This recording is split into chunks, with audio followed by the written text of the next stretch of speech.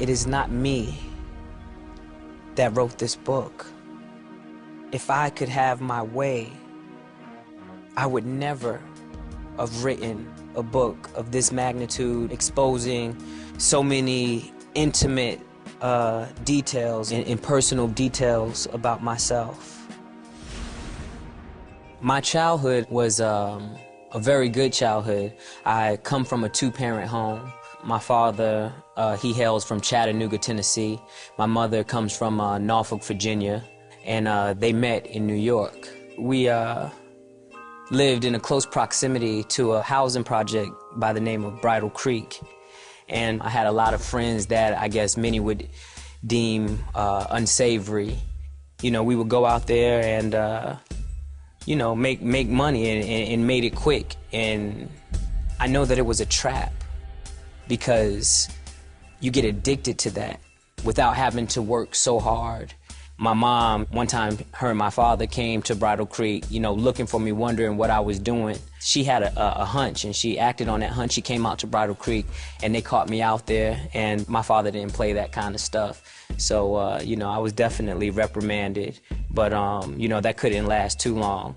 And that started, you know, like I said, junior high school, and it only became more advanced as I got older.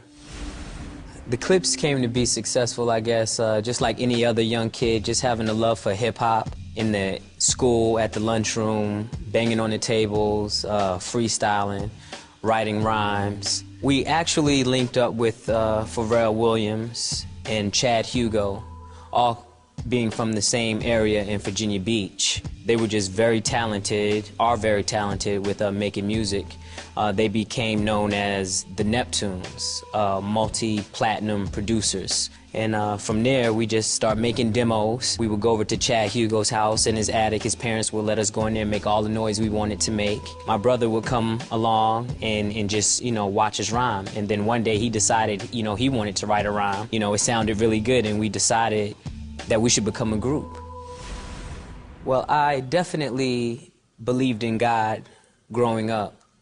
My parents, grandparents had us in church. And I knew if anybody were to ask, do you believe in God, I would always say yes. But I still did what I wanted to do. Throughout my career, I wasn't paying attention to God. I remember even before the record deal, I used to say, I just want a big house and a car, and I'll be fine. And I really thought, you know, that's really what I wanted. But then once I became successful in the entertainment industry, I found that I always wanted more and more. After a while, I started to notice that I was in a state of depression. I would feel low.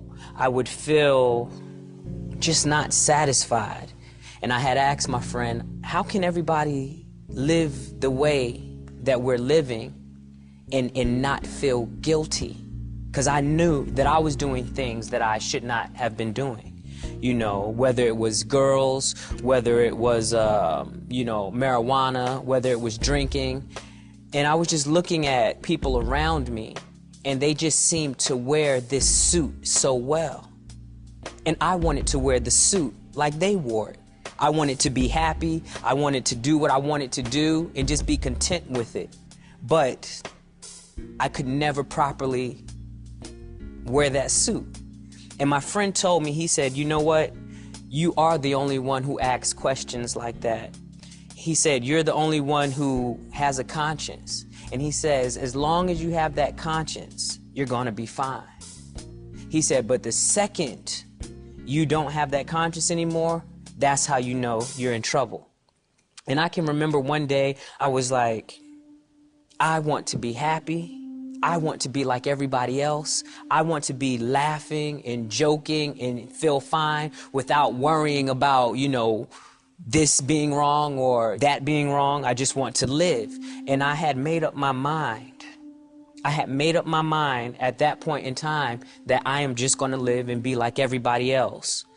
And it was that moment, and with God's accuracy, told me, oh, no, you're not. And just like the good shepherd that he says that he is, you know, I witnessed this for myself. He left the 99 to come retrieve the one.